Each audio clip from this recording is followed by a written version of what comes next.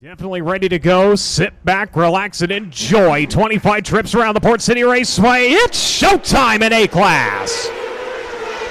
Off to a solid start, side by side, down through 1 and 2. Gage Laney going to be the early race leader, but not so fast because here comes Rosario. Rosario on the 92, hunting the bottom side of the Port City Raceway. Gage on the outside, advantage to the 22 RL right now. Look behind him, though. Here comes Jace McIntosh on the 27, and they're side by side all the way back to the field. Side by side, 3 wide, down into turn number 1. Guile, Bolin, and Connor, all 3 wide as they roll through 3 and 4 as well at the line.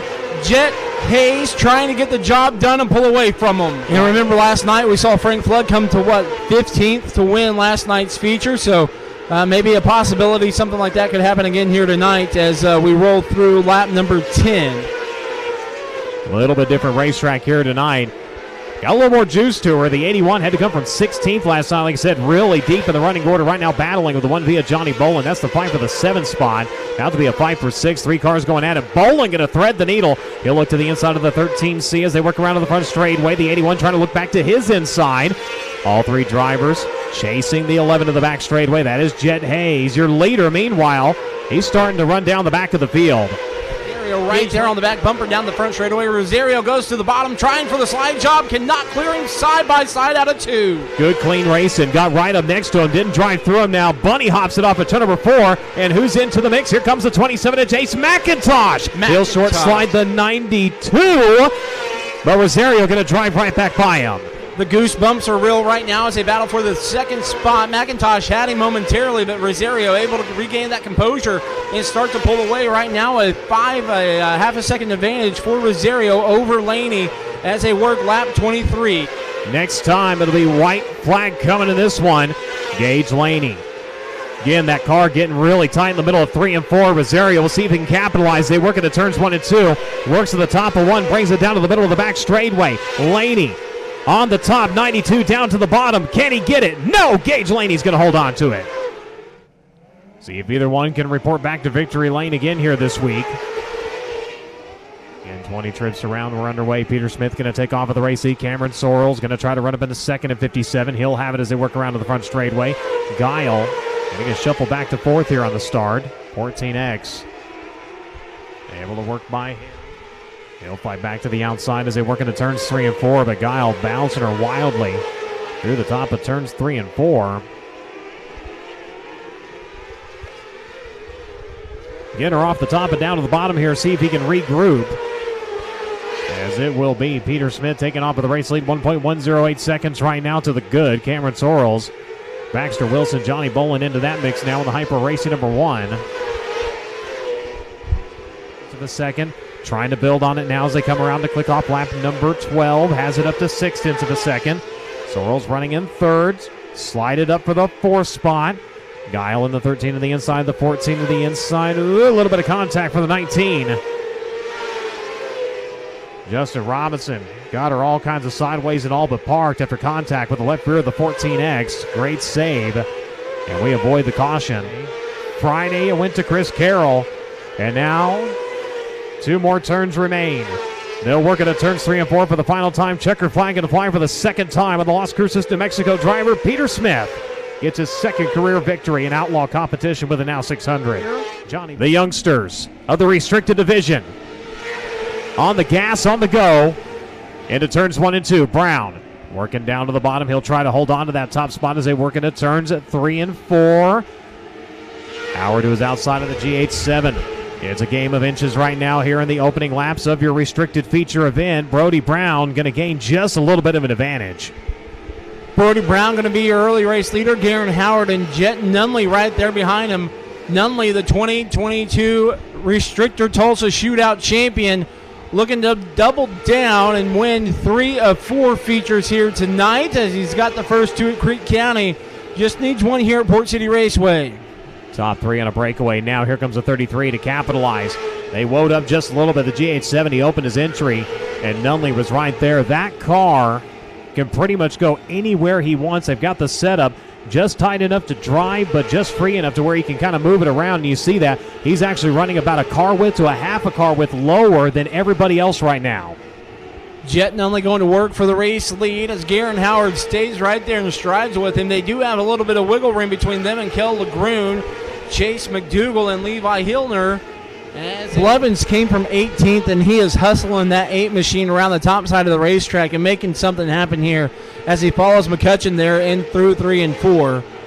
You watch your race leaders now. Hillier challenging the 15 right there down the back straightaway into turn number 3. Hillier, again, this is just his second time being here at Port City Raceway. Driver around. Oh, man, massive contact late.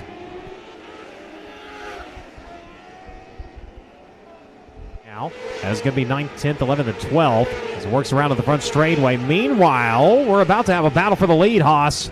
Garen Howard muscling up around the high side of the racetrack. Garen Howard trying to reel in Jett Nunley. He has him right there in his sights. A bobble through 1 and 2 is going to cause some loss of steam.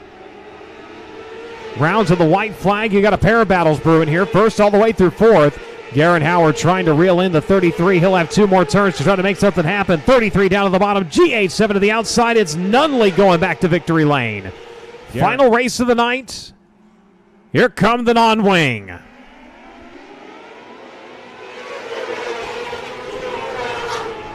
Torgerson immediately goes up to the top. It's a 3-way battle for the race lead. Down the back chute into turn number 3. Off of turn number 4.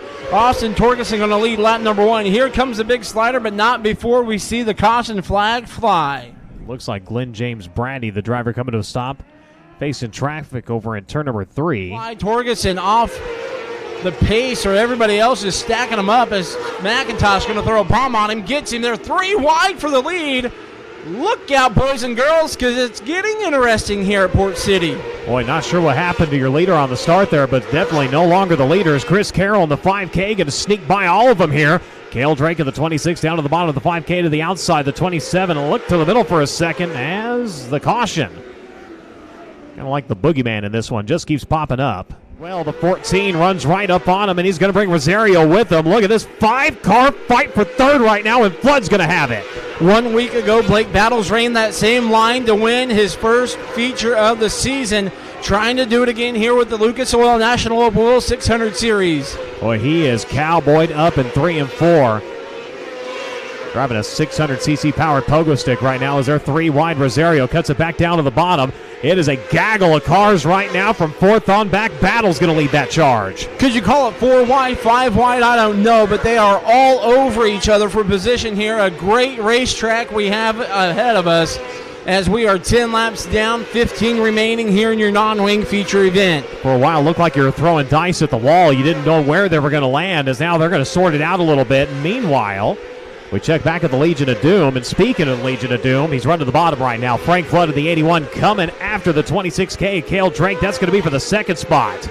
He'll have him out of turn number 4, but at the line, Cale Drake with that momentum going to keep the spot. Frank Flood just keeping it cool. The Rujo Racers, Dysinger Racing Products, number 81, now going to go to the top side of the racetrack through 3 and 4. Fighting Vampires on the front straightaway as they show him cross flags here. Chris Carroll, 1.463 seconds to the good right now over Cale Drake. Flood adjusting his line off of the bottom. He's going to go to the top of the racetrack. Oh, man, look at that. The 26, he parked it on the cushion. Frank Flood, one of those times where it's good not to be too close to him. He was able to turn underneath him, capitalize, and he's going to take over second, but he trails by over 2 seconds, Haas. Frank Flood now has his work cut out for him, but Chris Carroll working through lap traffic. This may play dividends for Frank Flood as we're 16 laps down here on our 25-lap A feature. 2.203 seconds last time. It remains that way as we're going to park one down in the infield, and we're going to get one upside down. Teammates, look out, trouble as Corbin Ruschenberg comes to a stop in the infield down here in turn 3 and 4. Teammate Cale Drake goes over. Way, will he have it? No. Carroll going to hold on to it. Flood running the line. We normally see the 5 in on the bottom. At the line, missed it by 0.05 of a second. He'll tag a tire, and Flood goes around. Now that's something you don't see every day. Anybody have that on their Doomsday bingo card? Austin Torgerson in 3rd, Jake Rosario in 4th, battle for 5th. It'll be the 0-2 of Ashton looking to the outside. On the inside, it's Trey Zorn. As this time, Haas, the white flag's coming out. Carroll gonna see the white flag, and I guarantee you he's pumped as he rolls her into turn 1 and 2. A solid run down the backstretch. Kris Carroll, the Dragonfly Aviation number 5K, wins the night's non-wing feature.